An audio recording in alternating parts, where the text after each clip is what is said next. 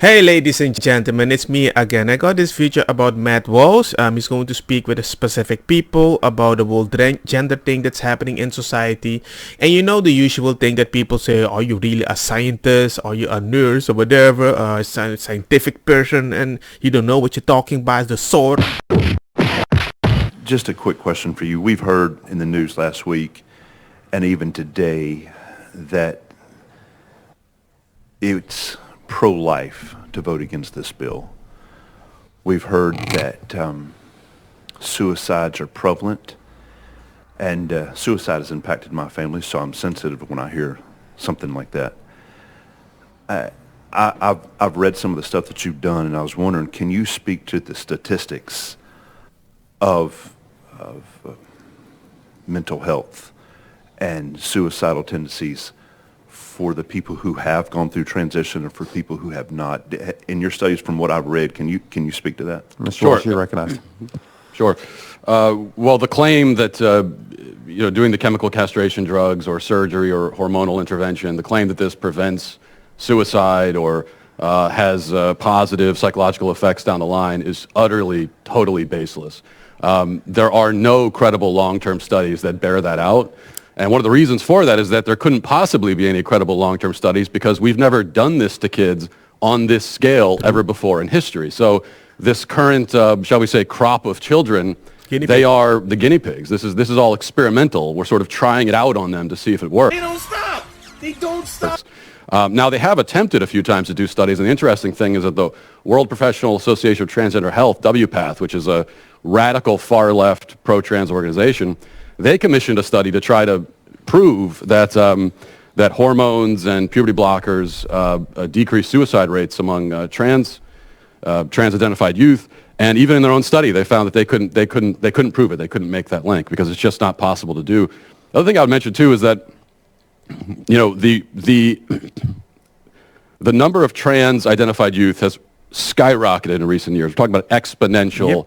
10x, 20x growth, just huge numbers Most kids don't even believe in their body sometimes because everything changes. They're going to compare with people. Some people grow faster than others. Some look more manly or feminine than others before. And we joke about it, they ate too much chicken with hormones. That is something. But certain people don't even feel comfortable or feel beautiful or see people get more attention than others. And we want that. I think that's normal. But the fact that you give them the option to change something physically, I don't know how you would make that sense because our kids' imaginary ways is so fluid, especially before they become an adult. You can do anything you want. The idea that people think that you cannot influence a kid to think something horrible is good. The idea that you think I'm just gonna make them happy no matter what. I think you're a cancer. Bad news. Have increased. And what we hear from the pro-trans side is that, well, this is not a social contagion. It's just that, there's always been this many trans people. It's just that they were not in an affirming environment before in history, and so they couldn't come out. And now, for the first time, trans people have the ability to live their truth, so to speak. Well, if that's the case, and there have always been these sort of like millions of trans people, and if it's also true that if we don't affirm them, that it would cause them to commit suicide, then we should be able to look back in history and find just this unbroken, incredible epidemic of children mysteriously killing themselves. That is true. The only reason maybe they are doing that is because you gave them an option, because you might have told them or they might have heard, if you don't get it, we're gonna snippety-snip ourselves. Mysteriously killing themselves because they weren't being affirmed as trans. And what you find is that didn't exist. I mean, the youth suicide rate has increased exponentially alongside trans affirmation. So trans affirmation causes the suicide rate, not the other way around. The last thing I'll note is that tell him. The suicide rate among trans-identified people is sky high. It remains sky high. All the data shows this. It remains sky high even after surgery. And in fact, in the most reliable data that we have, it's years after surgery when suicidality is the highest for trans-identified people. That's the reality. And what do you think these people are going to do? They're going to follow the fact, bada bing, bada boom? No. They go at a person to disqualify him And look what they do. They're gonna go immediately on an attack. You're not a person. You're not doing the research. You're not a psychologist. You're not a therapist. Bada bing, bada boom. As if a title gives you everything you need, and we need to trust everybody with a title. The idea that we live in a society where we can label people like a gender because that's so important. It is as if they put so much emphasis on the label, how important it is, and if you don't have a label, you need to shut up. It's like you don't know what food is delicious because I'm a cook. Kiss my ass. I can see things. It's like certain people with a title is telling how my kid is a good person or not, what is better, when I'm the parent. Suddenly they're the parent and I'm the caregiver. Can you give us a summary of your educational background or your healthcare education experience? Mr. Walsh, you're recognized. My experience in healthcare? Your educational background. I'm just curious. You've testified as to a lot of your own research. So I'm curious for what purpose you do that and what background you have to qualify you to speak to that. Well, my background Walsh. that qualifies me to speak to this is that I'm a human being with a brain and common sense, and I have a soul. God damn! And so, therefore, I think it's a really bad idea to chemically castrate children. That is my experience. Also, I did. Now, it's true. I didn't go to college, but I did go to school long enough to learn how to read, so I can read the data for myself, and that's exactly what I've done. Representative Clemens, you're And recognized. for what purpose do you conduct your research and use this brain of yours? Mr. Walsh, you're recognized. I use it for the purpose of trying to protect children from being castrated and mutilated. That's one of the things I try to do. That should be You don't enough. use it Clemens. to, thank you, Mr. Chairman. You don't use it to get clicks on your Let's state that. publication? Well, are you using it right now to try to get clicks with this interaction? On, No, I really like the Mr. idea Walsh. of getting of drawing attention to the fact that this is happening to children. I know you seem to find it very amusing. I don't. Look, man, it's weird, don't you think? Why would you go in that direction? Why would you tell somebody that you're caring about kids in a specific way, and the first thing that you want to think is we need to challenge your integrity, your wisdom, the fact that you can just read a paper, come to a conclusion that something is weird. There's like so many loopholes. I've been saying it so many times. I think a friend of mine that was really supportive of transgender people, and I said there's something weird with the name. She said, what do you mean? I says, if you look the name on Google, the definition is so widespread that even me as a person that sometimes don't like something about my body would be a transgender too. That's the problem. It's so widespread. So you can label almost everybody. So by their logic, everybody's transgender. It's stupid. The idea that certain people think that I need basic biology to understand what is good for my kid is the most stupid non-compute sense that I see in certain people with a license, with a label, that I'm like, yo, dude, how is it normal? I was a kid. I was a kid with other kids. I know how we think. Most of us were almost the same, no matter the skin color. The idea that you're going to tell somebody the opinion that you have right now, you're going to be happy exactly with that opinion. When you're like 30, 40, when they start snip themselves, is the most hocus pocus thing you can tell a person. Why? Stop lying to look professional. I found it, thank you, Mr. Walsh. I found it interesting. One of our people testified today that they had their gender affirming surgery at 16. And I know you in former comments mentioned this on your blog. At about 16, you're an adult who is mature and can make decisions. You're that at 16. I don't care what anybody says. Even going so far as to say, 16 people. When you're 16, you should be married and could be pregnant or should be pregnant.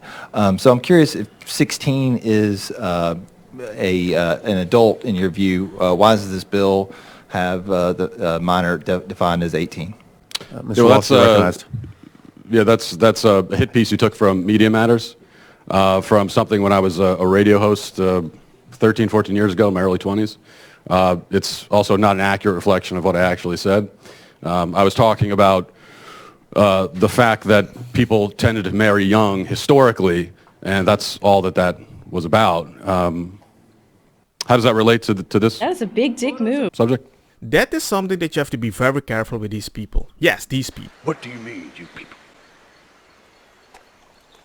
because they always go to your past, trying to talk about a big problem in the past, and you're like, we're talking about this.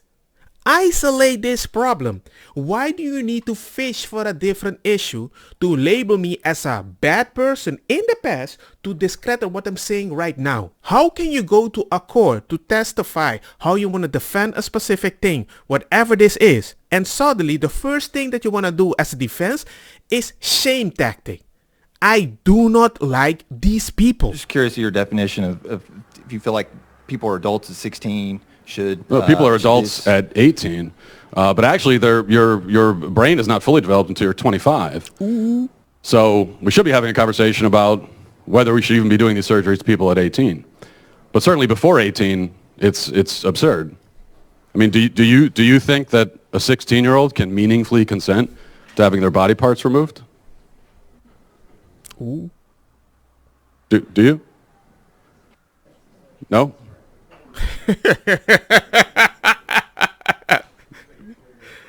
We do not, yeah, we ask the questions. It's not, it's, Representative Hammer, you are recognized.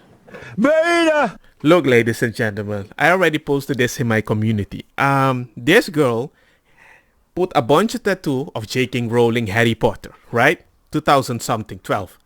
And 2019, a few years later, like 7 years later, suddenly J.K. Rowling is transphobic because she thinks a woman is a woman, a man is a man, do your thing, that's it. But stop invading women's spaces, right? That's a different issue. But the point is she said that and they're like, oh my God, she's transphobic. And I'm like, no, she isn't. That's just something that most basic women actually believe.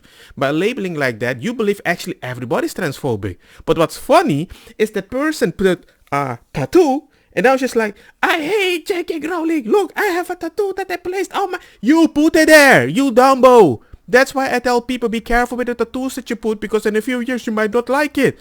Just like a tattoo, it might be your breast, it might be your penis, it might be the puberty blocker that you put in your body. Maybe you took some... there is something so you don't develop quick enough because you may have to make a decision if you want to transition anyway, and then your pee didn't grow anymore. And you want it to work? No, it's not gonna work. Some people take specific things in their body and they get sterilized because you're stopping something. If using pills so you cannot have a baby as a woman, that will affect if you can have a baby in the future. How do you think if you stop the development of your body? I don't think you can control your body in developing in a specific way. And once you reach 25, when most of the things in your body stop to grow, you think, I stopped taking this, so my body is going to adapt. Good luck with that. It can work. And the sun just left me. Oh my God. It can work. But that doesn't mean it will always work.